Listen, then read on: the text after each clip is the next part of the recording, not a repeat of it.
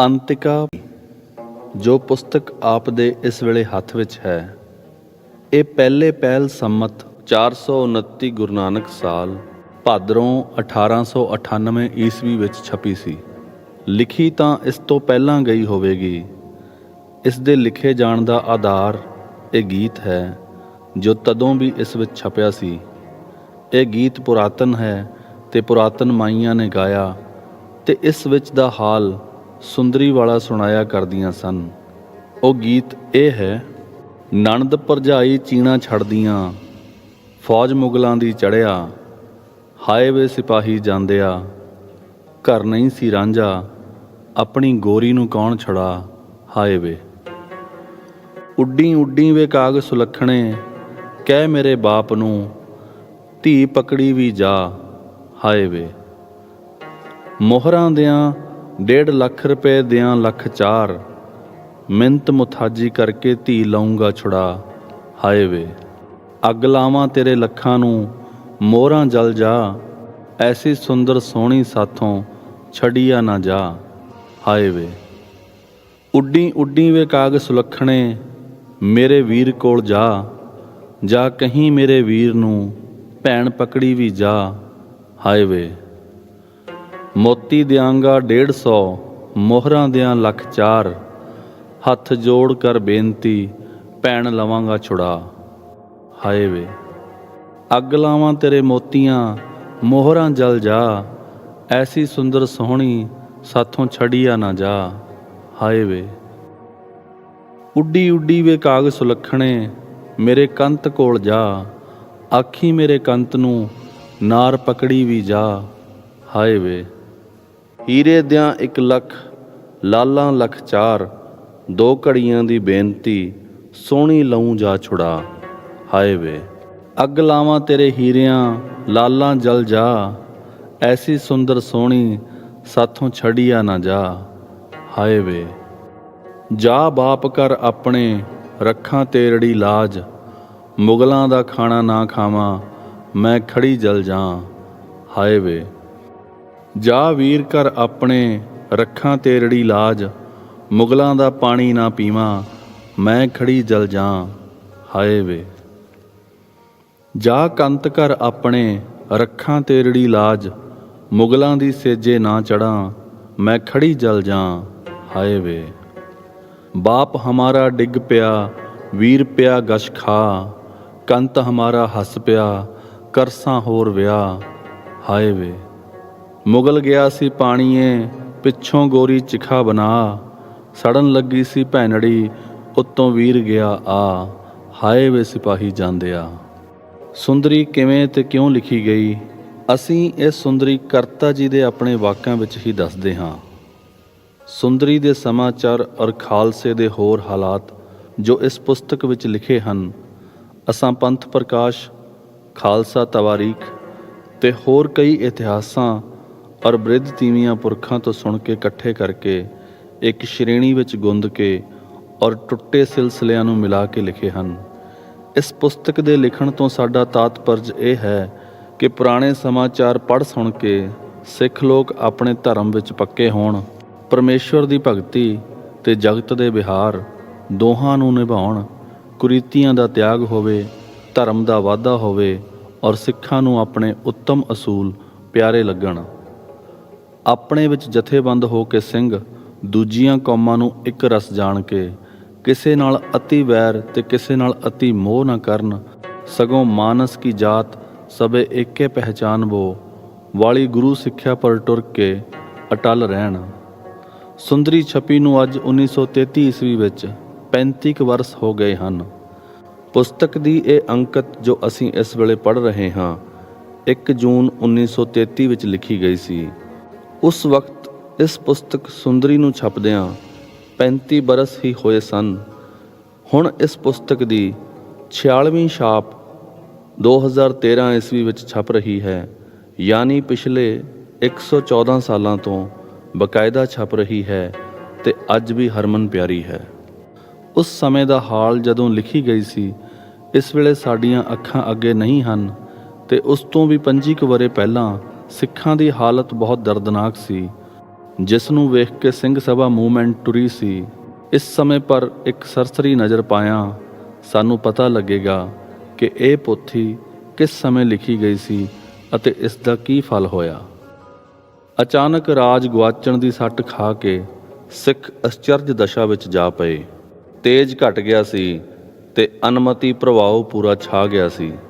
ਗੁਰਪੁਰਬ ਮਾਨੋ ਨਾ ਹੋਇਆਂ ਤੁਲ ਸਨ, ਗੁਰੂ ਮਰਿਆਦਾ ਮਾਨੋ ਲੋਪ ਸੀ। ਜਥੇਬੰਦੀ ਅਣਹੋਂਦ ਵਰਗੀ ਢਿੱਲੀ ਸੀ। ਮਹਾਰਾਜਾ ਰਣਜੀਤ ਸਿੰਘ ਦੇ ਮਗਰਲੇ ਸਮੇਂ ਦਰਬਾਰ ਵਿੱਚ ਅਨਮਤੀ ਜ਼ੋਰ ਵੱਧ ਜਾਣ ਕਰਕੇ ਸਿੱਖੀ ਵਿੱਚ ਰਲੇ ਪੈ ਗਏ ਸਨ। ਰਾਜ ਜਾਣ ਦੇ ਮਗਰੋਂ ਇਹ ਹਾਲ ਸੀ ਕਿ ਸਾਡੇ ਮੰਦਰਾਂ ਵਿੱਚ ਬੁੱਤ ਪ੍ਰਸਤੀ ਤੇ ਘਰਾਂ ਵਿੱਚ ਅਨਮਤ ਪ੍ਰਵੇਸ਼ ਕਰ ਗਈ ਸੀ। ਸਿੱਖ ਮਾਵਾਂ ਵਿੱਚ ਆਦਰਸ਼ ਮਿਲਗੋਭਾ ਜਿਹਾ ਹੋ ਗਿਆ ਸੀ। ਸਿੱਖ ਧੀਆਂ ਦੂਜੇ ਅਵਤਾਰਾਂ ਦੇ ਗੀਤ ਗਾਉਂਦੀਆਂ ਤੇ ਆਰਤੀਆਂ ਉਤਾਰਦੀਆਂ ਸਨ। ਗਿਆਨੀਆਂ ਨੂੰ ਪੁਰਾਣਕ ਤੇ ਸੂਫੀਆਂ ਦੇ ਰੰਗ ਚੜ੍ਹ ਗਏ ਸਨ। ਗੁਰਦੁਆਰੀਏ ਆਪ ਸਿੱਖਾਂ ਵਿਰੁੱਧ ਰਸਮਾਂ ਸ਼ਾਮਲ ਕਰ ਬੈਠੇ ਸਨ। ਇਸ ਦਸ਼ਾ ਨੂੰ ਦੇਖ ਕੇ ਕੁਝ ਪੰਥ ਦਰਦੀਆਂ ਨੇ ਸ੍ਰੀ ਅੰਮ੍ਰਿਤਸਰ ਜੀ ਵਿੱਚ ਤੇ ਫਿਰ ਲਾਹੌਰ ਵਿੱਚ ਸਿੰਘ ਸਭਾਵਾਂ ਕਾਇਮ ਕੀਤੀਆਂ ਤੇ ਫਿਰ ਹੋਰ ਥਾਵਾਂ 'ਤੇ ਕਾਇਮ ਹੋਈਆਂ। ਫਿਰ ਖਾਲਸਾ ਦੀਵਾਨ ਅੰਮ੍ਰਿਤਸਰ ਦੇ ਮਗਰੋਂ ਲਾਹੌਰ ਦੀਵਾਨ ਬਣਿਆ।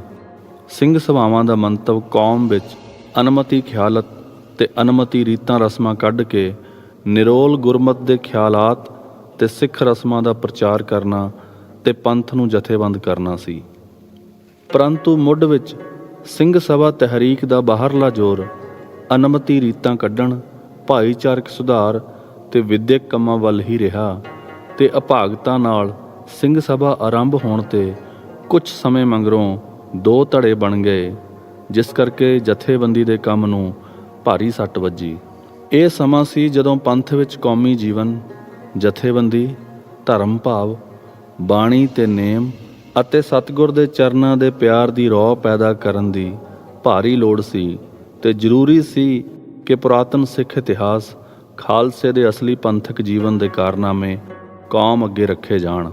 ਇਸ ਵੇਲੇ ਅਰਥਾਤ 1893 ਈਸਵੀ ਦੇ ਲਗਭਗ ਇਸ ਪੁਸਤਕ ਦੇ ਕਰਤਾ ਜੀ ਦੇ ਦਿਮਾਗ ਵਿੱਚ, ਜੋ ਅਜੇ ਛੋਟੀ ਉਮਰ ਵਿੱਚ ਸੇ, ਧਰਮ ਭਾਵ ਦਾ ਫੈਲਣਾ ਇੱਕ ਦਾਰੂ ਦਿਸ ਰਿਹਾ ਸੀ, ਜਿਸ ਨਾਲ ਪੰਥ ਵਿੱਚ ਕੁਰਬਾਨੀ ਦਾ ਮਾਦਾ ਪੈਦਾ ਹੋ ਕੇ ਮੈਤਰੀ ਤੇ ਜਥੇਬੰਦੀ ਦੀ ਆਸ ਹੋ ਸਕਦੀ ਸੀ। ਇਸ ਆਸ ਨਾਲ 1893-1894 ਈਸਵੀ ਵਿੱਚ ਖਾਲਸਾ ਟਰੈਕਟ ਸੁਸਾਇਟੀ ਦੀ ਨੀਂਹ ਧਰੀ ਗਈ, ਜਿਸ ਦੇ ਪ੍ਰਬੰਧ ਕਰਤਾ ਬਾਨੀ ਭਾਈ ਕੌਰ ਸਿੰਘ ਜੀ ਹੋਏ। 2-4 ਸੱਜਣ ਹੋਰ ਨਾਲ ਰਲੇ ਤੇ ਸਾਹਿਤਿਆ ਲਿਖਣ ਦਾ ਕੰਮ ਇਸੇ ਲੇਖਣੀ ਨੇ ਆਪਣੇ ਪਰ ਲਿਆ। ਪ੍ਰਾਰਥਨਾ, ਪ੍ਰੇਮ ਬਾਣ ਆਦਿਕ ਧਰਮ ਸਿੱਖਿਆ ਦੇ ਟਰੈਕਟ ਲਿਖੇ ਗਏ, ਛਪੇ ਤੇ ਇਹ ਕੰਮ ਜ਼ਾਹਰੀ ਭੜਕ ਤੋਂ ਬਿਨਾਂ ਟੁਰ ਪਿਆ। ਅਪ੍ਰੈਲ 1895 ਵਿੱਚ ਭਾਈ ਕੌਰ ਸਿੰਘ ਜੀ ਪਰਲੋਕ ਗਮਨ ਕਰ ਗਏ। ਉਸ ਵੇਲੇ ਤੱਕ 5 ਟਰੈਕਟ ਨਿਕਲੇ ਸੇ। 6ਵਾਂ ਉਹਨਾਂ ਦੇ ਚਲਾਣੇ ਦਾ ਸ਼ੋਕ ਪੱਤਰ ਨਿਕਲਿਆ। ਉਹਨਾਂ ਦੇ ਚਲਾਣੇ ਬਾਅਦ ਸੁਸਾਇਟੀ ਵਿੱਚ ਸਰਦਾਰ ਤਰਲੋਚਨ ਸਿੰਘ ਜੀ ਵਰਗੇ ਹੋਣਹਾਰ ਨੌਜਵਾਨ ਤੇ ਸੱਜਣ ਪੁਰਖ ਨੇ ਆ ਕੇ ਨਵੀਂ ਜਾਨ ਪਾ ਦਿੱਤੀ। ਸੁਸਾਇਟੀ ਦਾ ਪੱਕਾ ਫੰਡ ਬਣ ਗਿਆ, ਰਜਿਸਟਰੀ ਕਰਾਈ ਗਈ ਤੇ ਬਕਾਇਦਾ ਟਰੈਕਟ ਨਿਕਲਣ ਲੱਗ ਪਏ। ਇਸ ਸੁਸਾਇਟੀ ਦੇ ਕੰਮ ਨੇ ਬੜਾ ਨਿੱਘਰ ਅਸਰ ਪਾਉਣਾ ਸ਼ੁਰੂ ਕੀਤਾ। ਪੰਥ ਵਿੱਚ ਧਰਮ ਭਾਵਨਾ ਵਧਣ ਲੱਗੀ, ਖਾਨਾ ਜੰਗੀ ਤੋਂ ਨਫ਼ਰਤ ਪੈਦਾ ਹੋਣ ਲੱਗੀ, ਧਾਰਮਿਕ ਦੀਵਾਨ ਸਜਣ ਲੱਗ ਪਏ, ਨਿੱਘਰ ਉਸਾਰੀ ਦੇ ਕੰਮ ਵੱਲ ਰੁਝੂ ਵਧਣ ਲੱਗਾ। ਪੰਥ ਵਿੱਚ ਇਸ ਧਰਮ ਭਾਵ ਦੀ ਤੇ ਪੰਥਕ ਪਿਆਰ ਦੀ ਰੌ ਵਧਾਉਣ ਲਈ 1898 ਈਸਵੀ ਦੇ ਭਾਦਰੋਂ ਵਿੱਚ ਇਹ ਪੋਥੀ ਕਰਤਾ ਜੀ ਨੇ ਛਪਵਾਈ। ਪੰਥ ਵਿੱਚ ਧਾਰਮਿਕ ਤੇ ਪੰਥਕ ਜੀਵਨ ਤੇ ਪਿਆਰ ਨੂੰ ਹੋਰ ਦੁਮਰਦਾ ਲਾਉਣ ਲਈ ਅਗਲੇ ਸਾਲ ਦੇ ਕੱਤਕ ਵਿੱਚ ਆਪ ਜੀ ਨੇ ਅਖਬਾਰ ਖਾਲਸਾ ਸਮਾਚਾਰ ਜਾਰੀ ਕਰ ਦਿੱਤਾ। ਇਸ ਲਈ ਕਿ ਟਰੈਕਟ ਤੇ ਸੁੰਦਰੀ ਵਰਗੇ ਪੁਸਤਕਾਂ ਦਾ ਲਾਭ ਤਾਂ ਹੀ ਵੱਧਦਾ ਹੈ ਜੇ 8ਵੇਂ ਦਿਨ ਧਰਮ ਭਾਵ ਵਾਲਾ ਅਖਬਾਰ ਵੀ ਸਿੱਖਾਂ ਦੇ ਹੱਥਾਂ ਵਿੱਚ ਜਾਵੇ।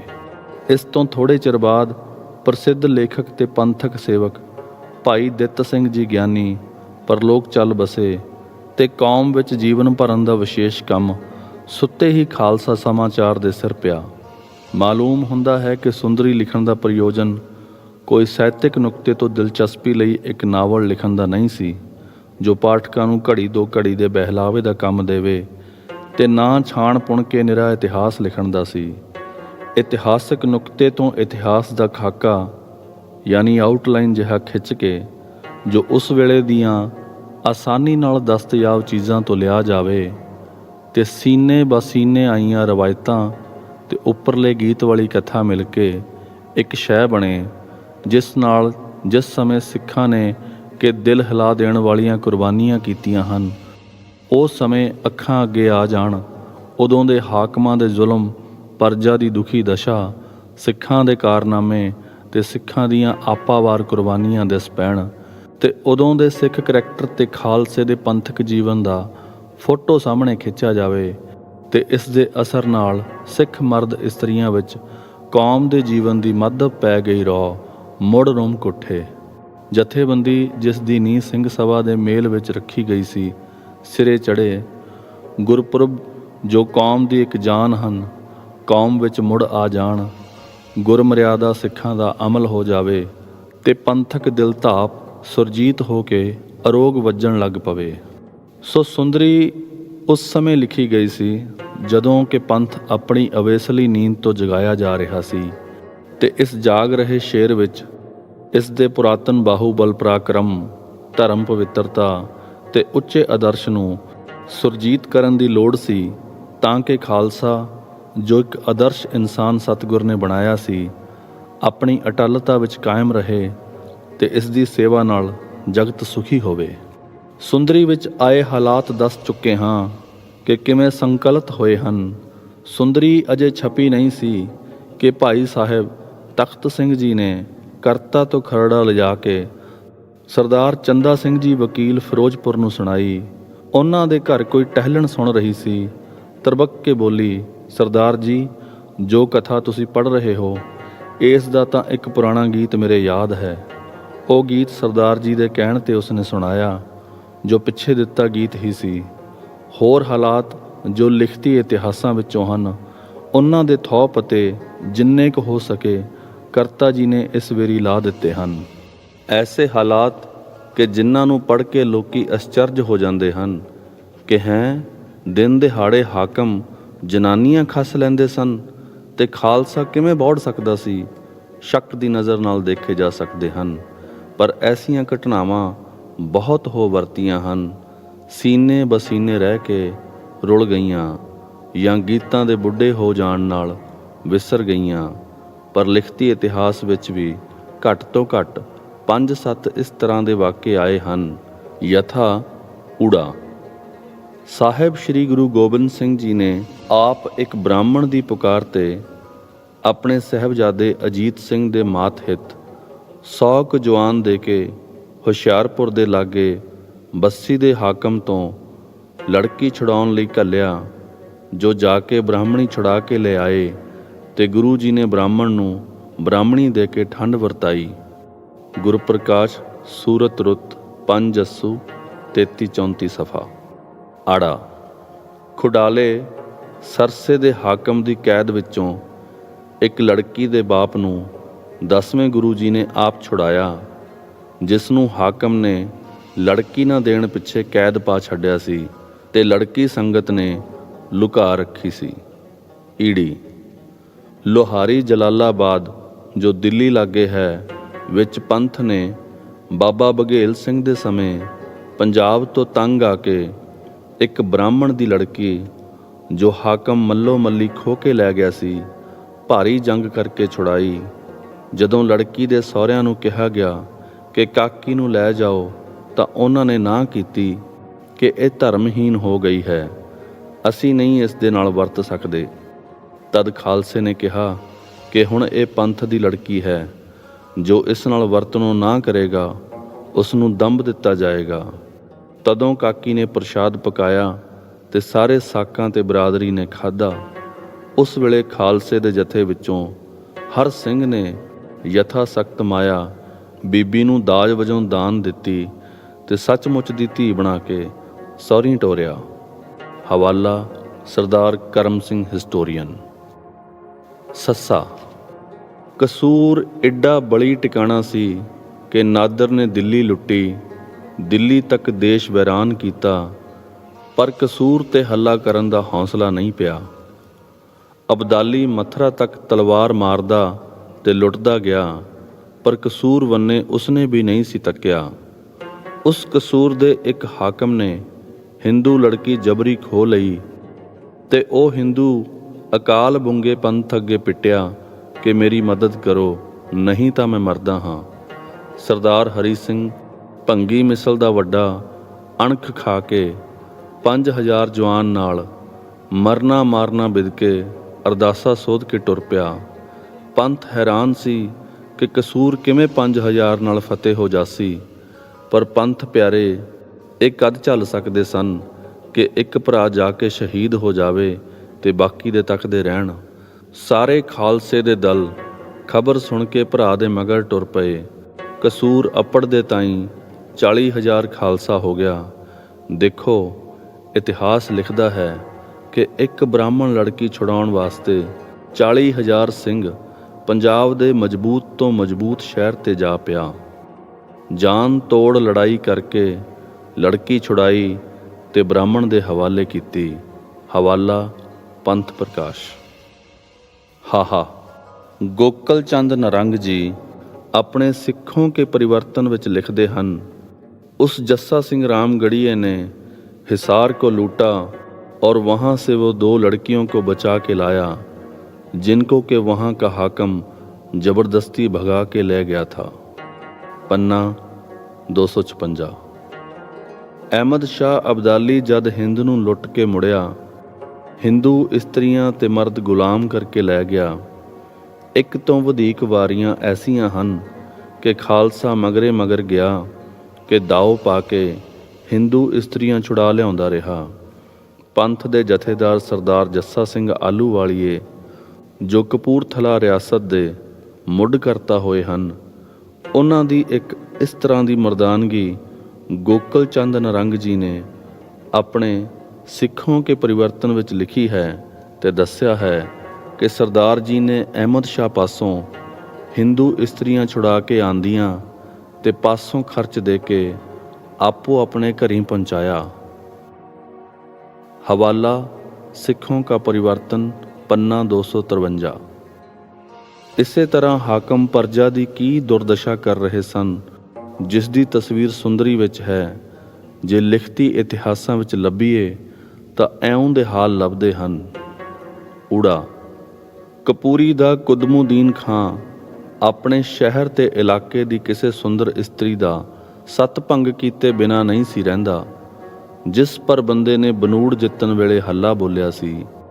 ਇਹ ਦੁਸ਼ਟ ਆਪਣਾ ਇਲਾਕਾ ਛੱਡ ਕੇ ਲਿਖਦੇ ਹਨ ਕਿ ਅੰਮ੍ਰਿਤਸਰ ਵਿੱਚ ਆ ਕੇ ਇਸਤਰੀ ਚੁੱਕ ਕੇ ਲੈ ਗਿਆ ਸੀ। ਪੰਨਾ 161। ਭਾਈ ਕਰਮ ਸਿੰਘ ਜੀ ਕਈ ਵਰੇ ਇਤਿਹਾਸ ਖੋਜ ਕੇ ਉਸ ਸਮੇਂ ਦੇ ਹਾਕਮਾਂ ਬਾਬਤ ਲਿਖਦੇ ਹਨ। ਆੜਾ। ਉਨ੍ਹਾਂ ਦਿਨੀ ਸ਼ਾਹੀ ਦਾ ਪ੍ਰਬੰਧ ਐਸਾ ਢਿੱਲਾ ਸੀ ਕਿ ਨਿੱਕੇ ਮੋਟੇ ਪਿੰਡਾਂ ਨੂੰ ਜੋਰਾਵਰਾਂ ਦੀਆਂ ਵਾਰਾਂ ਸਦਾ ਹੀ ਲੁੱਟ ਲਿਆ ਕਰਦੀਆਂ ਸਨ। ਹਵਾਲਾ ਬੰਦਾ ਸਿੰਘ ਬਹਾਦਰ ਸਫਾ 32। ਈੜੀ। 19 ਦਿਨੀ ਬਾਹਰ ਦੇ ਪਿੰਡਾਂ ਵਿੱਚ ਜਦ ਸਦਾ ਨੰਗ ਭੁੱਖ ਵਰਤੀ ਰਹਿੰਦੀ ਸੀ ਕਿਉਂਕਿ ਆਏ ਦਿਨ ਧਾੜਾਂ ਕਾਨੂੰਗੋ ਤੇ ਮਾਮਲਾ ਦੀਆਂ ਸਖਤੀਆਂ ਗਰੀਬ ਜ਼ਿਮੀਂਦਾਰਾਂ ਪਾਸ ਕੁਛ ਨਹੀਂ ਸਨ ਰਹਿਣ ਦਿੰਦੀਆਂ। ਹਵਾਲਾ ਸਫਾ 43। ਸੱਸਾ। ਤੁਰਕਾਂ ਦੇ ਜ਼ੁਲਮ ਜੋ ਹਾਕਮ ਵੀ ਨਹੀਂ ਸਨ ਐਉਂ ਦੱਸਦੇ ਹਨ। ਆਸ-ਪਾਸ ਦੇ ਪਿੰਡਾਂ ਦੇ ਲੋਕੀ ਕਾਜ਼ੀਆਂ, ਸੈਯਦਾਂ ਤੇ ਸ਼ੇਖਾਂ ਦੇ ਜ਼ੁਲਮਾਂ ਤੋਂ ਅੱਕੇ ਹੋਏ ਸਨ। ਹਵਾਲਾ ਸਫਾ 57। ਹਾਹਾ। ਵੱਡਾ ਆਦਮੀ ਭਾਵੇਂ ਬੰਦੇ ਨਾਲ ਕੋਈ ਨਾ ਰਲਿਆ, ਪਰ ਜ਼ਾਲਮ ਹਾਕਮਾਂ ਤੋਂ ਦੁਖੀ ਹੋਈ ਪ੍ਰਜਾ ਸਭ ਇਸ ਦੇ ਨਾਲ ਸੀ। ਉਸ ਸਮੇਂ ਦੇ ਹਾਕਮ ਦੈਂਤਾਂ ਦਾ ਅਵਤਾਰ ਸਨ। ਸਭ ਤੋਂ ਵੱਡੇ ਲੁਟੇਰੇ, ਪਰਲੇ ਦਰਜੇ ਦੇ ਬੇਰਹਿਮ, ਲੋਕਾਂ ਦੇ ਘਰ ਲੁੱਟ ਕੇ ਆਪਣੀਆਂ ਮਾੜੀਆਂ ਭਰਦੇ, ਜ਼ਿਮੀਂਦਾਰਾਂ ਨੂੰ ਨਿਚੋੜ ਕੇ ਵੇਸ਼ਵਾਵਾਂ ਦੇ ਘਰ ਪੂਰਦੇ। ਇੱਕ ਇੱਕ ਘਰ 100 ਦੇ ਕਰੀਬ ਬੇਗਮ ਤੇ ਇਸ ਤੋਂ 5 ਗੁਣਾ ਲੌਂਡੀਆਂ। ਉਹਨਾਂ ਦੇ ਦਿਲਾਂ ਵਿੱਚ ਜ਼ੁਲਮ ਦਾ ਵਿਨਾਸ਼ ਹੁੰਦਾ। ਆਪਣੇ ਸਪੁਰਦ ਕੀਤੀ ਗਈ ਪ੍ਰਜਾ ਦੇ ਦਿਲ ਦੁਖਾਉਂਦੇ। ਉਹਨਾਂ ਦੀਆਂ ਨੂੰਹਾਂ ਧੀਆਂ ਫੜ ਕੇ ਬਦੋ-ਬਦੀ ਮੁਸਲਮਾਨ ਕਰਦੇ। ਹਵਾਲਾ ਸਫਾ 195। ਦੂਜੀ ਗੱਲ ਇਹ ਹੈ ਕਿ ਕੀ ਸਿੰਘ ਐਸੇ ਤਾਕਤਵਰ ਤੇ ਕੁਰਬਾਨੀਆਂ ਕਰਨ ਵਾਲੇ ਸਨ ਕਿ ਨਹੀਂ, ਕਿ ਮਰਦੇ ਸਨ, ਉਹ ਮਿਟਦੇ ਸਨ। ਖਿਆਲ ਪੰਜਾਬ ਭਰ ਵਿੱਚ ਹੋ ਜਾਂਦਾ ਸੀ ਕਿ ਸਿੱਖ ਮੁੱਕ ਗਏ ਹਨ, ਪਰ ਫਿਰ ਉਗਮ ਪੈਂਦੇ ਸਨ। ਕਤਲਾਮਾਂ ਸਿੰਘਾਂ ਦੀਆਂ ਬੰਦੇ ਦੇ ਸਮੇਂ ਤੋਂ ਮਗਰੋਂ ਖਾਨ ਬਹਾਦਰ ਦੇ ਹੱਥੀਂ, ਸ਼ਾਹ ਨਵਾਜ਼ ਤੇ ਯਹੀਆ ਖਾਨ ਦੇ ਸਮੇਂ ਤੇ ਮੀਰ ਮੰਨੂ ਵੇਲੇ ਐਸੀਆਂ ਦਰਦਨਾਕ ਹੋਈਆਂ ਹਨ ਕਿ ਪੜ੍ਹ ਕੇ ਕਲੇਜੇ ਪਕੜੇ ਜਾਂਦੇ ਹਨ। ਹਾਂ, ਕਤਲਾਮ ਲੜਨ ਵਾਲੇ ਸਿੱਖਾਂ ਦੀਆਂ ਹੀ ਨਹੀਂ, ਸਗੋਂ ਸ਼ਹਿਰ ਗਿਰਾਂ ਵਾਸੀ ਨਾ ਲੜਨ ਹਾਰੇ ਟੱਬਰਦਾਰਾਂ ਦੀਆਂ ਵੀ। ਲਖਪਤ ਨੇ ਪਹਿਲੇ ਦਿਨ ਤੇ ਮੱਸਿਆ ਵਾਲੇ ਦਿਨ ਜਦ ਕਤਲਾਮ ਸ਼ੁਰੂ ਕੀਤੀ ਤਾਂ ਪਹਿਲੇ ਆਪਣੇ ਘਰ ਦੇ ਬੇਗੁਨਾਹ ਸਿੱਖ ਨੌਕਰ ਹੀ ਕਤਲ ਕੀਤੇ ਤੇ ਸ਼ਹਿਰ ਦੇ ਵਡੇਕਿਆਂ ਤੇ ਆਪਣੇ ਵਰਗੇ ਸਰਕਾਰੀ ਅਹੁਦੇਦਾਰਾਂ ਜੈਸੇ ਦੀਵਾਨ ਸੂਰਤ ਸਿੰਘ ਤੇ ਦੀਵਾਨ ਕੌੜਾ ਮੱਲ ਦੇ ਮਨ੍ਹਾ ਕਰਦਿਆਂ ਕਤਲ ਕਰ ਦਿੱਤੇ ਸਨ। ਹਵਾਲਾ ਪੰਥ ਪ੍ਰਕਾਸ਼ ਰਤਨ ਸਿੰਘ ਜੀ। ਲਿਖਿਆ ਹੈ ਕਿ ਲਾਹੌਰ ਵਿੱਚ ਸੈਂਕੜੇ ਸਿੱਖ ਰੋਜ਼ ਕਤਲ ਕੀਤੇ ਜਾਂਦੇ, ਖੂਹ ਭਰੇ ਜਾਂਦੇ ਤੇ ਬੁਰਜ ਉਸਾਰੇ ਜਾਂਦੇ। ਇਹ ਗੱਲਾਂ ਹਿੰਦੂ ਇਤਿਹਾਸਕਾਰ ਤੇ ਮੁਸਲਮਾਨ ਆਪ ਲਿਖਦੇ ਹਨ। ਪਹਾੜਾਂ ਵਿੱਚ ਲੁਕੇ ਸਿੱਖਾਂ ਨੂੰ ਰਾਜੇ ਫੜ ਫੜ ਕੇ ਮੰਨੂ ਪਾਸ ਘੱਲਦੇ ਤੇ ਉਹ ਨਖਾਸ ਵਿੱਚ ਕਤਲਾਮਾਂ ਕਰਾਉਂਦਾ। ਹਵਾਲਾ ਸਿੱਖੋਂ ਕਾ ਪਰਿਵਰਤਨ। ਇੱਥੇ ਹੀ ਬਸ ਨਹੀਂ, ਝੱਲਾਂ ਵਿੱਚ ਜਾ ਕੇ ਲੁਕੇ ਸਿੱਖਾਂ ਦੇ ਟੱਬਰ ਕਬੀਲੇ ਪਕੜ ਕੇ ਲਾਹੌਰ ਤਸੀਹੇ ਦੇ ਕੇ ਬੁਰੇ ਹਾਲ ਕੀਤੇ, ਪਰ ਕਿਸੇ ਸਿੰਘਣੀ ਨੇ ਧਰਮ ਨਹੀਂ ਹਾਰਿਆ।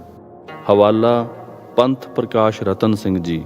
ਸਿੱਖ ਜਦ ਪਕੜੇ ਜਾਂਦੇ, ਉਹਨਾਂ ਨੂੰ ਲਾਲਚ ਮਿਲਦੇ, ਮੁਸਲਮਾਨ ਹੋਣ ਪਰ ਮਾਫੀਆਂ ਤੇ ਹੋਰ ਸੁੱਖ ਦੇ ਸਮਾਨ ਪੇਸ਼ ਕੀਤੇ ਜਾਂਦੇ, ਪਰ ਉਹ ਖੁਸ਼ੀ ਨਾਲ ਮੌਤ ਕਬੂਲਦੇ ਤੇ ਧਰਮ ਨਾ ਹਾਰਦੇ।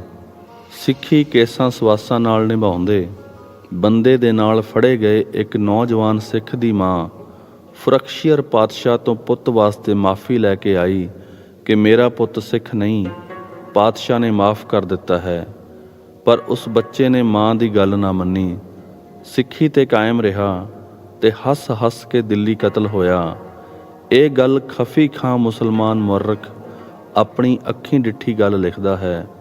ਬੰਦੇ ਦੇ ਕਤਲ ਵੇਲੇ 800 ਦੇ ਕਰੀਬ ਕਤਲ ਹੋਣ ਵਾਲਿਆਂ ਵਿੱਚੋਂ ਕਿਸੇ ਨੇ ਧਰਮ ਨਹੀਂ ਹਾਰਿਆ, ਸਗੋਂ ਅੱਗੇ ਵੱਧ ਕੇ ਸ਼ਹੀਦ ਹੋਏ।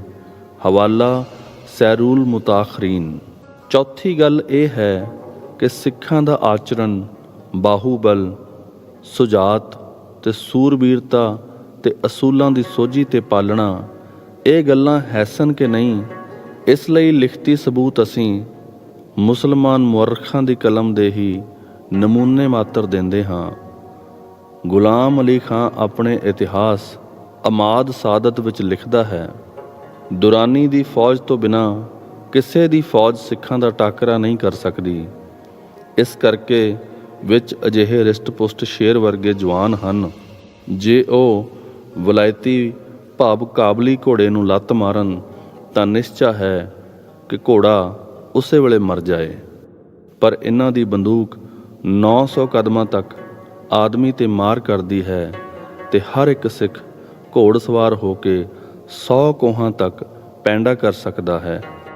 ਪ੍ਰਗਟ ਹੈ ਕਿ ਜੇ ਅਜਿਹਾ ਨਾ ਹੁੰਦਾ ਤਾਂ ਇਹ ਦੁਰਾਨੀ ਸਿਪਾਹ ਦਾ ਟਾਕਰਾ ਕਿਵੇਂ ਕਰਦੇ। ਅੰਤ ਨੂੰ ਦੁਰਾਨੀ ਸਿਪਾਹ ਨੇ ਵੀ ਸਿੱਖਾਂ ਦੀ ਤਲਵਾਰ ਨੂੰ ਮੰਨ ਲਿਆ। ਸਿੱਖਾਂ ਦੀ ਸੂਰਬੀਰਤਾ ਦੇ ਨਮੂਨੇ ਖਾਲਸਾ ਸਮਾਚਾਰ ਵਿੱਚ ਵੀਰ ਦਰਸ਼ਨ ਹੇਠ ਛਪਦੇ ਰਹੇ ਹਨ, ਜਿਨ੍ਹਾਂ ਤੋਂ ਖਾਲਸਾਈ ਬਹਾਦਰੀ ਦਾ ਪਤਾ ਲੱਗਦਾ ਹੈ। ਸਿੱਖਾਂ ਦਾ ਆਚਰਣ ਅਤੀ ਉੱਚਾ ਸੀ, ਝੂਠ ਇਹਨਾਂ ਵਿੱਚ ਹੈ ਨਹੀਂ ਸੀ, ਵਿਵਚਾਰ ਦਾ ਨਾਮ ਤੱਕ ਨਹੀਂ ਸੀ। ਇਨ੍ਹਾਂ ਇਖਲਾਕੀ ਖੂਬੀਆਂ ਦੀ ਉਗਾਹੀ ਲਈ ਦੇਖੋ ਕਾਜ਼ੀ ਨੂਰ ਮੁਹੰਮਦ ਬਲੋਚ ਲੇਖਕ ਆਪਣੀ ਅੱਖੀਂ ਡਿੱਠੇ ਹਾਲਾਤ ਆਪਣੇ ਜੰਗਨਾਮੇ ਵਿੱਚ ਐਉਂ ਦਿੰਦਾ ਹੈ। ਜਨਾ ਹਮ ਨ ਬਾਸ਼ਦ ਮਿਆਨੇ ਸਗਾਂ, ਨਾ ਦੁਜ਼ਦੀ ਬਵਦ ਕਾਰੇ ਅਬਦਰਕਾਂ, ਕਿ ਜਾਨੀ ਉਹ ਸ਼ਾਰਕ ਨਾ ਦਰੰਦ ਦੋਸਤ। ਅਰਥਾਤ ਸਗਾਂ ਫਾਰਸੀ ਦਾ ਲਫ਼ਜ਼ ਹੈ ਜਿਸ ਦਾ ਮਤਲਬ ਹੈ ਕੁੱਤੇ। ਲੇਖਕ ਨੇ ਇਹ ਸ਼ਬਦ ਸਿੱਖਾਂ ਲਈ ਗੁੱਸੇ ਵਿੱਚ ਵਰਤਿਆ ਹੈ। ਸਗਾਂ ਵਿੱਚ ਵਿਵਚਾਰ ਨਹੀਂ ਹੁੰਦਾ ਤੇ ਨਾ ਚੋਰੀ ਇਹਨਾਂ ਚੰਦਰਿਆਂ ਦਾ ਕੰਮ ਹੈ। ਵਿਵਚਾਰੀ ਤੇ ਚੋਰ ਨੂੰ ਇਹ ਮਿੱਤਰ ਨਹੀਂ ਬਣਾਉਂਦੇ। ਸਿੱਖਾਂ ਵਿੱਚ ਉਸ ਸਮੇਂ ਦੇ ਜੱਤ ਸੱਤ ਦੇ ਨਜ਼ਾਰੇ ਦਾ ਸ਼੍ਰੀ ਰਾਮ ਕ੍ਰਿਸ਼ਨ ਹਿਸਟੋਰੀਅਨ ਨੇ ਇੱਕ ਵਾਕਿਆ ਦਿੱਤਾ ਹੈ। ਕਿ ਅਕੇਰਾਂ ਸਰਦਾਰ ਜੱਸਾ ਸਿੰਘ ਆਹਲੂਵਾਲੀਏ ਦੇ ਜਵਾਈ ਤੇ ਵਿਵਚਾਰੀ ਹੋਣ ਦਾ ਦੋਸ਼ ਲਾਇਆ ਗਿਆ ਤਾਂ ਸਿੱਧ ਹੋਣ ਉੱਪਰ ਪੰਥ ਨੇ ਉਸ ਨੂੰ ਮਾਰੇ ਜਾਣ ਦਾ ਹੁਕਮ ਦਿੱਤਾ ਤੇ ਇਹੋ ਸਜ਼ਾ ਉਸ ਨੂੰ ਦਿੱਤੀ ਗਈ, ਜਿਸ ਤੋਂ ਸਿੱਧ ਹੁੰਦਾ ਹੈ ਕਿ ਉਦੋਂ ਖਾਲਸੇ ਵਿੱਚ ਵਿਵਚਾਰ ਬਿਲਕੁਲ ਨਹੀਂ ਸੀ ਹੁੰਦਾ ਤੇ ਇਸ ਨੂੰ ਇੰਨਾ ਭਾਰਾ ਦੋਸ਼ ਗਿਣਿਆ ਜਾਂਦਾ ਸੀ ਕਿ ਇਸ ਦੀ ਸਜ਼ਾ ਦੇਣ ਵੇਲੇ ਪੰਥ ਦੇ ਬਜ਼ੁਰਗ ਜਥੇਦਾਰ ਆਪਣੇ ਜਵਾਈ ਦੀ ਵੀ ਰਹੀ ਨਹੀਂ ਸਨ ਕਰਦੇ। ਜੇ ਖਿਆਲ ਕਰੋ ਕਿ ਇੱਕ ਸਿੱਖ ਇੱਕ ਵਿਕੋਲਿਤਰੀ ਧਾੜ ਹੁੰਦੀ ਸੀ ਤਾਂ ਵੀ ਗਲਤ ਹੈ। ਸਿੱਖ ਇੱਕ ਆਪਣੇ ਤਰੀਕੇ ਦੀ ਆਪਣੇ ਆਪ ਵਿੱਚ ਜਥੇਬੰਦ ਕੌਮ ਸੀ, ਫੌਜੀ ਜਥੇਬੰਦੀ ਵੀ ਸੀ ਤੇ ਕੌਮੀ ਪ੍ਰਬੰਧ ਵੀ। ਜੰਗਾਂ ਤੋਂ ਪਤਾ ਲੱਗਦਾ ਹੈ ਕਿ ਸਿੱਖ ਲੜਦੇ ਪਿੱਛੇ ਹਟਦੇ ਸਨ ਤਾਂ ਅਬਦਾਲੀ ਵਰਗੇ ਜ਼ੋਰਾਵਰਾਂ ਨੂੰ ਉਹਨਾਂ ਦਾ ਕਾਹਲੀ ਨਾਲ ਪਿੱਛਾ ਕਰਨ ਦਾ ਹੌਸਲਾ ਨਹੀਂ ਸੀ ਪੈਂਦਾ, ਕਿਉਂਕਿ ਸਿੱਖ ਨੱਸੇ ਹੋਏ ਤਰਤੀਬ ਦੇ ਤਰੀਕੇ ਵਿੱਚ ਪਿੱਛੇ ਹਟਦੇ ਸਨ। ਜਦ ਦੁਸ਼ਮਣ ਪਿੱਛਾ ਕਰੇ ਤਾਂ ਅੱਗੋਂ ਡਟ ਕੇ ਐਸਾ ਜੰਗ ਕਰਦੇ ਕਿ ਕਈ ਵੇਰ ਫਤਿਹ ਪਾਉਂਦੇ। ਕੁੱਪਰ ਹੀੜੇ ਦੇ ਜੰਗ ਵਿੱਚ ਜੋ ਅਬਦਾਲੀ ਦਾ ਕੇਵਲ ਸਿੱਖਾਂ ਨਾਲ ਜਹਾਦ ਸੀ, ਅਬਦਾਲੀ ਅੱਗੇ ਵਧਿਆ ਤੇ ਸਿੱਖ ਪਿੱਛੇ ਹਟੇ। 12 ਕੋ ਪਿੱਛੇ ਹਟਦੇ ਗਏ, ਪਰ ਕਿਸੇ ਤਰਤੀਬ ਤੇ ਖੂਬੀ ਨਾਲ ਔਰ ਆਪੇ ਵਿੱਚ ਕਿਸੇ ਐਸੇ ਜਥੇਬੰਦ ਤਰੀਕੇ ਨਾਲ ਕਿ ਅਬਦਾਲੀ ਕੋਲੋਂ ਉਹਨਾਂ ਦੀਆਂ ਸਫਾਂ ਤੇ ਪਰੇ ਟੁੱਟ ਨਹੀਂ ਸੀ ਸਕੇ। ਸਿੱਖ ਪਿੱਛੇ ਹਟਦੇ ਸਨ, ਲੜਦੇ ਸਨ, ਮਾਰਦੇ ਸਨ, ਮਰਦੇ ਸਨ, ਕਤਲ ਹੁੰਦੇ ਸਨ, ਪਰ ਵਾਰ ਰੋਕਦੇ ਸਨ ਤੇ ਆਪੋ ਵਿੱਚ ਹਲਚਲ ਪੈਣ ਦੀ ਹਾਲਤ ਵਿੱਚ ਮੂਲੋਂ ਨਹੀਂ ਸਨ ਜਾਂਦੇ। ਇਸ ਅਬਦਾਲੀ ਨੇ ਸਾਲ ਕੁ ਪਹਿਲਾਂ ਮਰਹੱਟਿਆਂ ਨੂੰ ਪਾਣੀਪਤ ਦੇ ਮੈਦਾਨ ਵਿੱਚ ਉਧੇੜ ਕੇ ਹਲਚਲੀ ਮਚਾ ਕੇ ਭੰਨ ਦਿੱਤਾ ਸੀ, ਪਰ ਸਿੱਖਾਂ ਦੇ ਪੈਂਤੜੇ ਨੂੰ ਨਹੀਂ ਸੀ ਉਧੇੜ ਸਕਿਆ।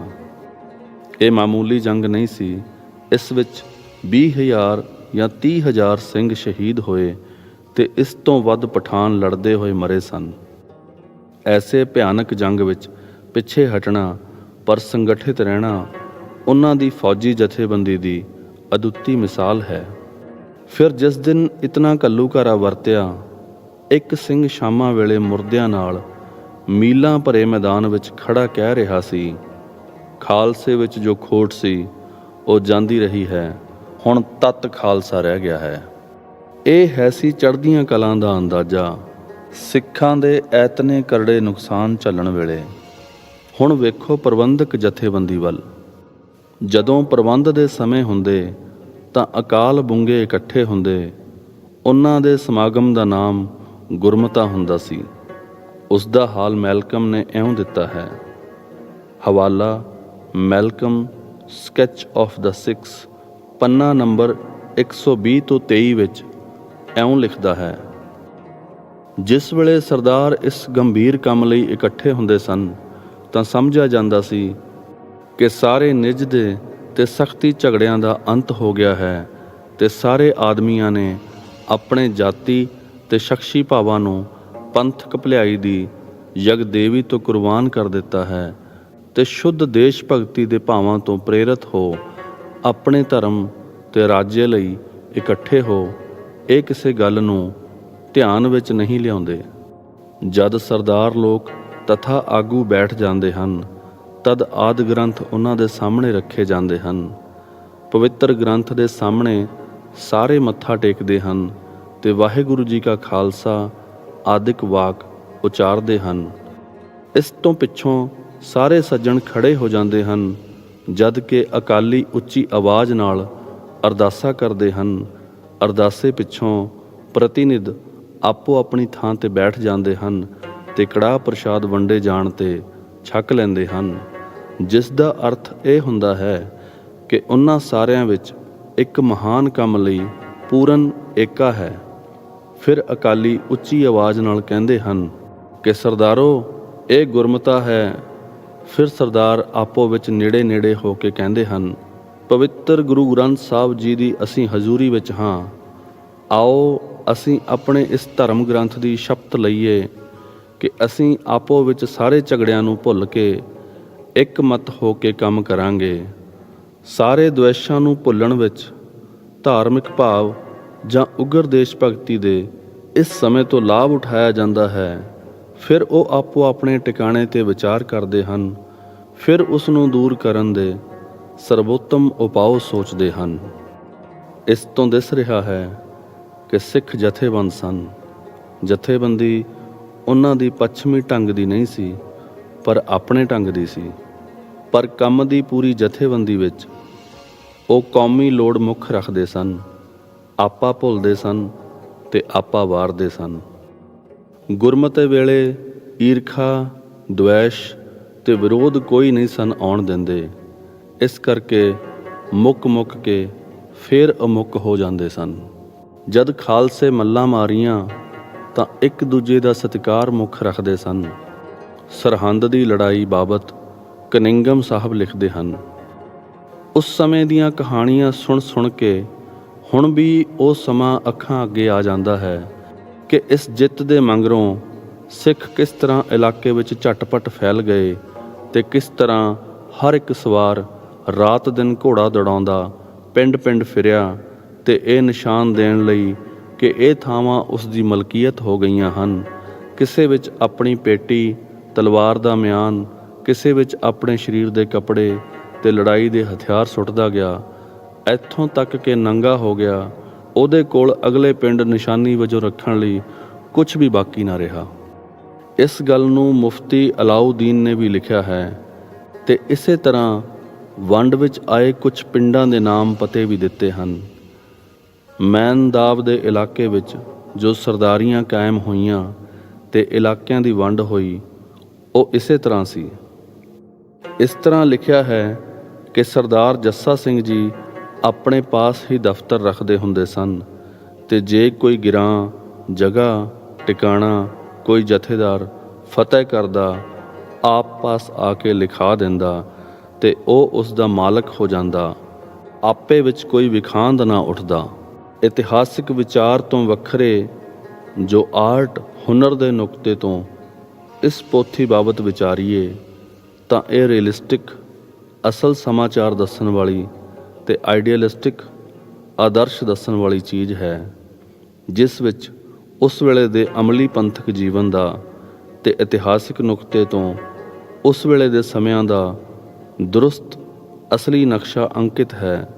ਫਿਰ ਸਿੱਖ ਆਦਰਸ਼ ਇਸ ਵਿੱਚ ਠੀਕ ਤਰ੍ਹਾਂ ਵਰਣਨ ਕੀਤਾ ਹੈ। ਦਰਅਸਲ ਉਸ ਸਮੇਂ ਦਾ ਪੰਥਕ ਜੀਵਨ ਸੀ ਹੀ ਆਦਰਸ਼ਕ ਤੇ ਕਲਗੀਧਰ ਜੀ ਨੇ ਜੋ ਆਦਰਸ਼ ਦੱਸਿਆ ਸੀ ਉਹ ਅਸਲੀਅਤ ਹੋ ਕੇ ਪੰਥ ਵਿੱਚ ਵਰਤਣ ਵਿੱਚ ਆ ਰਿਹਾ ਸੀ। ਇਹਨਾਂ ਸਾਰੇ ਸਮਾਚਾਰਾਂ ਤੋਂ ਪਤਾ ਲੱਗਦਾ ਹੈ ਕਿ ਕਰਤਾ ਜੀ ਨੇ ਸੁੰਦਰੀ ਵਿੱਚ ਕਿਸ ਤਰ੍ਹਾਂ ਪੁਰਾਤਨ ਸਿੱਖ ਜੀਵਨ, ਉਸ ਸਮੇਂ ਦੇ ਰਾਜ ਪ੍ਰਬੰਧ ਦੇ ਅਤਿਆਚਾਰ, ਸਿੱਖਾਂ 'ਤੇ ਹੋਏ ਅਕੈਹ ਤੇ ਕਰੜੇ ਜ਼ੁਲਮ ਤੇ ਸਿੱਖਾਂ ਦੀ ਸੂਰਬੀਰਤਾ ਦਾ ਹੂ-ਬਹੂ ਤੇ ਬਿਲਕੁਲ ਦਰੁਸਤ ਨਕਸ਼ਾ ਖਿੱਚਿਆ ਹੈ। ਸੁੰਦਰੀ ਇਤਿਹਾਸਿਕ ਵਾਰਤਾ ਦੇ ਕੈਮਰੇ ਦੁਆਰਾ ਉਸ ਸਮੇਂ ਦੇ ਦੇਸ਼ ਵਿੱਚ ਵਰਤ ਰਹੇ ਸਮਾਚਾਰਾਂ ਤੇ ਸਿੱਖ ਜੀਵਨ ਦਾ ਇੱਕ ਫੋਟੋ ਹੈ। ਲੇਖਕ ਜੀ ਨੇ ਇਸ ਵਿੱਚ ਉਸ ਸਮੇਂ ਦੇ ਸਿੱਖ ਕਰੈਕਟਰ ਤੇ ਖਾਲਸਾ ਕੌਮ ਦੇ ਸਮੁੱਚੇ ਤੌਰ 'ਤੇ ਮਾਨੋ ਇੱਕ ਜਿਉਂਦੀ ਜਾਗਦੀ ਮੂਰਤੀ ਚਿਤਰਿਤ ਕਰ ਦਿੱਤੀ ਹੈ। ਪੰਥ ਤਦੋਂ ਵਿਸ਼ੇਸ਼ ਕਰਕੇ ਖਾਲਸਾ ਆਦਰਸ਼ ਵਾਲਾ ਪੰਥਕ ਜੀਵਨ ਬਤੀਤ ਕਰ ਰਿਹਾ ਸੀ। ਹਾਂ, ਲੇਖਕ ਜੀ ਦਾ ਵਿਸ਼ਾਲ ਤੇ ਸਿੱਖੀ ਜੀਵਨ ਤੇ ਖਾਲਸਾ ਆਦਰਸ਼ ਨੂੰ ਜਾਣਨ ਵਾਲਾ ਅਨੁਭਵ ਹੀ ਇਸ ਵਿੱਚ ਵਰਤ ਰਿਹਾ ਤੇ ਆਦਰਸ਼ਕ ਹਾਲ ਗੋਂਦਵਾਂ ਤੇ ਪ੍ਰਭਾਵਾਂ ਵਾਲਾ ਲਿਖ ਸਕਦਾ ਸੀ। ਸੁੰਦਰੀ ਜਦੋਂ ਛਪੀ ਹੈ ਤਦੋਂ ਕੀ ਅਸਰ ਪਿਆ, ਇਸ ਦਾ ਅੰਦਾਜ਼ਾ ਕਰ ਸਕਣਾ ਕਠਨ ਹੈ, ਪਰ ਕੁਝ ਵਾਕਿਆ ਥੋੜ੍ਹੇ ਹੀ ਦਿਨਾਂ ਵਿੱਚ ਜਗ੍ਹਾ ਜਗ੍ਹਾ ਹੋਏ ਸਨ ਕਿ ਅਨਅਮ੍ਰਿਤੀਏ ਸਿੰਘਾਂ ਨੇ ਅੰਮ੍ਰਿਤ ਛਕੇ ਤੇ ਸਹਿਜਧਾਰੀ ਸਿੰਘ ਬਣੇ। ਸ਼੍ਰੀਮਾਨ ਸਰਦਾਰ ਆਇਆ ਸਿੰਘ ਜੀ ਤਦੋਂ ਹਿਸਾਰ ਵਾਲੇ ਪਾਸੇ EAC ਸਨ। ਆਪ ਦੱਸਦੇ ਹੁੰਦੇ ਸੀ ਕਿ ਅਸੀਂ ਇੱਕ ਦਿਨ ਦੌਰੇ ਗਏ ਤੇ ਬੰਦੋਬਸਤ ਦੇ ਇੱਕ ਸਿੰਘ ਅਫਸਰ ਦੇ ਡੇਰੇ ਪਹੁੰਚੇ ਕਿ ਇਹ ਸਿੱਖ ਹੈ, ਇਸ ਪਾਸ ਰਹਾਂਗੇ। ਪਰ ਜਦ ਅਸੀਂ ਮਿਲੇ ਤਾਂ ਉਸਨੇ ਤਹਿਮਤ ਬੱਧੀ ਹੋਈ, ਕੇਸ ਖਿਲਰੇ ਹੋਏ ਤੇ ਸਾਨੂੰ ਮਿਲਦਿਆਂ ਗਿਲਾ ਕਰਨ ਲੱਗਾ ਕਿ ਕਿਸ ਕੌਮ ਵਿੱਚ ਅਸੀਂ ਜੰਮ ਪਏ, ਨਾ ਅੱਗਾ ਨਾ ਪਿੱਛਾ, ਵਹੂਸ਼ ਦੇ ਵਹੂਸ਼। ਸਰਦਾਰ ਜੀ ਦੱਸਦੇ ਹੁੰਦੇ ਸਨ ਕਿ ਅਸੀਂ ਉਦਾਸ ਹੋ ਕੇ ਉੱਠ ਆਏ ਤੇ ਉਸ ਪਾਸ ਠਹਿਰਨਾ ਮੁਨਾਸਬ ਨਾ ਸਮਝਿਆ। 6 ਮਹੀਨੇ ਬਾਅਦ ਆਪ ਦੱਸਦੇ ਸਨ ਕਿ ਅਸੀਂ ਫੇਰ ਦੌਰੇ 'ਤੇ ਗਏ ਤਾਂ ਉਸ ਨੂੰ ਮਿਲਣ ਦਾ ਇਤਫਾਕ ਹੋਇਆ। ਦੂਰੀ ਦਸਤਾਰ ਤੇ ਹੱਥ ਵਿੱਚ ਕੜਾ ਵੇਖ ਕੇ ਅਸੀਂ ਅਚਰਜ ਹੋ ਕੇ ਪੁੱਛਿਆ ਕਿ ਆਪ ਤਿਆਰ ਬਰ ਤਿਆਰ ਹੋ ਗਏ ਹੋ, ਸਰਦਾਰ ਜੀ ਇਹ ਕੀ ਕਾਰਨ ਵਰਤਿਆ ਹੈ? ਤਾਂ ਆਖਣ ਲੱਗਾ, ਸਰਦਾਰ ਜੀਓ ਮੈਂ ਤਾਂ ਭੁੱਲਾ ਹੀ ਰਿਹਾ। ਸਾਡੀ ਕੌਮ ਦਾ ਪਿੱਛਾ ਤਾਂ ਬੜਾ ਬਜ਼ੁਰਗ ਹੈ। ਸਾਡਾ ਇਤਿਹਾਸ ਤਾਂ ਸਾਡੇ ਫਖਰਾਂ ਦਾ ਪਰਬਤ ਹੈ। ਜਿਨ੍ਹਾਂ ਦਾ ਪਿੱਛਾ ਐਡਾ ਸ਼ਾਨਦਾਰ ਹੈ ਉਹਨਾਂ ਦਾ ਅੱਗਾ ਬੜਾ ਸ਼ਾਨਦਾਰ ਹੋਏਗਾ। ਅਸਾਂ ਪੁੱਛਿਆ 6 ਮਹੀਨੇ ਹੋਏ ਤਾਂ ਆਪ ਦੇ ਖਿਆਲ ਹੋਰਵੇਂ ਸਨ, ਇਹ ਪਰਿਵਰਤਨ ਕਿਕੂ ਹੋਇਆ? ਤਾਂ ਆਪ ਉੱਠ ਕੇ ਅੰਦਰੋਂ ਜਾ ਕੇ ਸੁੰਦਰੀ ਦੀ ਪੋਥੀ ਚੁੱਕ ਲਿਆਏ ਤੇ ਆਖਣ ਲੱਗੇ, ਆਹ ਪੜ੍ਹੋ। ਮੈਨੂੰ ਤਾਂ ਇਹ ਪੜ੍ਹ ਕੇ ਜਾਗਰਤ ਆਈ ਹੈ ਕਿ ਅਸੀਂ ਇੱਕ ਨਿਹਾਇਤ ਹੀ ਬਜ਼ੁਰਗ ਕੌਮ ਦੇ ਬੱਚੇ ਹਾਂ। ਸਰਦਾਰ ਆਇਆ ਸਿੰਘ ਜੀ ਦੱਸਦੇ ਸਨ ਕਿ ਅਸਾਂ ਸੁੰਦਰੀ ਪੜ੍ਹੀ ਹੋਈ ਸੀ। ਅਸੀਂ ਬੜੇ ਪ੍ਰਸੰਨ ਹੋਏ ਤੇ ਉਹਨਾਂ ਨੂੰ ਵਧਾਈ ਦਿੱਤੀ ਤੇ ਆਖਿਆ, ਸਰਦਾਰ ਜੀ ਇਤਿਹਾਸ ਹੀ ਕੌਮ ਦੀ ਜਾਨ ਹੈ। ਇਸ ਪੋਥੀ ਵਿੱਚ ਤਾਂ ਸਾਡੇ ਇਤਿਹਾਸ ਦੀ ਵੰਨਗੀ ਮਾਤਰ ਹੈ। ਸਾਰੇ ਨੂੰ ਖੋਜੋ ਤੇ ਵਿਚਾਰੋ ਤਾਂ ਦੰਗ ਰਹਿ ਜਾਓਗੇ। ਉਹਨਾਂ ਦਿਨਾਂ ਵਿੱਚ ਜੰਮੂ ਤੇ ਬੈਲਪਟ ਬਲੋਚਿਸਤਾਨ ਤੱਕ ਤੋਂ ਪੱਤਰ ਇਸ ਪ੍ਰਕਾਰ ਦੇ ਅਸਰਾਂ ਦੇ ਆਉਂਦੇ ਸਨ। ਸੈਂਕੜੇ ਸਿੱਖ ਨੌਜਵਾਨ ਮਾਈ ਭਾਈ ਅਜੇ ਮਿਲਦੇ ਹਨ ਕਿ ਜਿਨ੍ਹਾਂ ਦੇ ਮਨ ਵਿੱਚ ਸੁੰਦਰੀ ਪੜ੍ਹ ਕੇ ਪੰਥ ਦੀ ਸ਼ਾਨ ਬਹੁਤ ਵੱਧ ਗਈ ਤੇ ਉਹਨਾਂ ਵਿੱਚ ਪੰਥਕ ਜੀਵਨ, ਕੌਮੀ ਪਿਆਰ ਤੇ ਸਿੱਖੀ ਦਾ ਮਾਣ ਪੈਦਾ ਹੋ ਗਿਆ। ਇਸ ਸਿਲਸਿਲੇ ਵਿੱਚ ਇੱਕ ਗੱਲ ਹੋਰ ਵੇਖਣ ਵਾਲੀ ਹੈ ਕਿ ਇਸ ਅਰਸੇ ਵਿੱਚ ਸੁੰਦਰੀ 20 ਵਾਰ ਛਪ ਚੁੱਕੀ ਹੈ ਤੇ ਲਗਭਗ 80,000 ਕਾਪੀ ਇਸ ਦੀ ਨਿਕਲ ਚੁੱਕੀ ਹੈ। ਇਸ ਨਿੱਕੀ ਜਿਹੀ ਪੋਥੀ ਨੇ ਕੌਮੀ ਜੀਵਨ ਦਾ ਪਿਆਰ, ਸਿੱਖੀ ਦਾ ਚਾਅ ਤੇ ਧਰਮ ਭਾਵ ਕੌਮ ਵਿੱਚ ਬਹੁਤ ਪੈਦਾ ਕੀਤਾ ਤੇ ਪੰਥ ਦੀ ਜਾਗਰਤੀ ਵਿੱਚ ਇਸ ਦਾ ਬਹੁਤ ਸਾਰਾ ਹਿੱਸਾ ਹੈ। ਥੋੜ੍ਹੇ ਸਮੇਂ ਵਿੱਚ ਹੀ ਤਕਰੀਬਨ ਸਾਰੇ ਸਿੱਖ ਆਸ਼ਰਮਾਂ ਵਿੱਚ ਪੜ੍ਹਾਈ ਜਾਣ ਲੱਗ ਪਈ ਤੇ ਇਮਤਿਹਾਨ ਦਾ ਕੋਰਸ ਬਣ ਗਈ।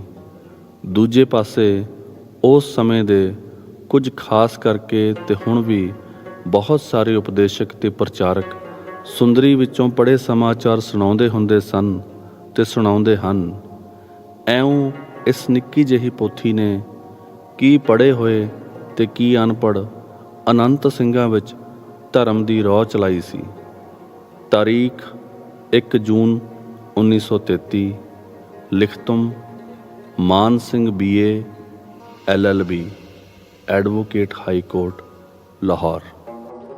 ਨਿਵੇਦਨ ਅਕਾਲੀ ਕੌਰ ਸਿੰਘ ਜੀ ਨਿਹੰਗ ਨੇ ਕਸ਼ਮੀਰ ਸਿੱਖ ਸਮਾਚਾਰ ਨਾਮ ਦਾ ਇੱਕ ਅਖਬਾਰ ਕੱਢਿਆ ਹੋਇਆ ਸੀ। ਇਸ ਅਖਬਾਰ ਦੇ ਪੋਹ ਸੰਮਤ ਸਤਿਗੁਰੂ ਨਾਨਕ ਸਾਹਿਬ 467 ਜਨਵਰੀ 1936 ਦੇ ਸਫਾ 3 ਪਰ ਸਰਦਾਰ ਵਰਿਆਮ ਸਿੰਘ ਜੀ ਮੇਜਰ ਛਾਉਣੀ ਸਤਵਾਰਾ ਜੰਮੂ ਦਾ ਫੋਟੋ ਤੇ ਹਾਲਾਤ ਆਪ ਨੇ ਛਾਪੇ ਹਨ। ਇਹਨਾਂ ਦਾ ਅਮਲੀ ਵਤਨ ਪਿੰਡ ਖਨੌੜਾ ਜ਼ਿਲ੍ਹਾ ਹੁਸ਼ਿਆਰਪੁਰ ਦੱਸਿਆ ਹੈ ਤੇ ਇਹਨਾਂ ਦੇ ਹਾਲਾਤ ਵਿੱਚ ਲਿਖਿਆ ਹੈ, ਗੁਰੂ ਦਸ਼ਮੇਸ਼ ਪਾਤਸ਼ਾਹ ਜੀ ਦੇ ਸਮੇਂ ਇਸ ਬੰਸ ਦੇ ਇੱਕ ਸੱਜਣ ਨੇ ਗੁਰੂ ਖਾਲਸੇ ਨਾਲ ਮਿਲ ਕੇ ਅੰਮ੍ਰਿਤਪਾਨ ਕੀਤਾ ਤੇ ਉਸ ਦਾ ਨਾਮ ਸਿੰਘਾਂ ਨੇ ਸਰਦਾਰ ਬਲਵੰਤ ਸਿੰਘ ਰੱਖਿਆ। ਇਹਨਾਂ ਦਾ ਹੀ ਜ਼ਿਕਰ ਸੁੰਦਰੀ ਨਾਮੇ ਟਰੈਕਟ ਵਿੱਚ ਦਰਜ ਹੈ। ਇਸ ਲਿਖਤ ਤੋਂ ਸੁੰਦਰੀ ਜੀ ਦੇ ਵਤਨ ਤੇ ਖਾਨਦਾਨ ਦੀ ਕੁਝ ਟੋਹ ਮਿਲਦੀ ਹੈ। ਸਿੱਖ ਇਤਿਹਾਸ ਦੇ ਪ੍ਰੇਮੀਆਂ ਨੂੰ ਇਸ ਪਾਸੇ ਵਿਸ਼ੇਸ਼ ਤਵੱਜੋ ਦੇ ਕੇ ਖੋਜ ਕਰਨੀ ਚਾਹੀਦੀ ਹੈ ਤਾਂ ਕਿ ਸੁੰਦਰੀ ਜੀ ਦੇ ਅਦੁੱਤੀ ਕਾਰਨਾਮਿਆਂ ਤੇ ਹੋਰ ਰੌਸ਼ਨੀ ਪੈ ਸਕੇ। ਸਮਾਪਤ।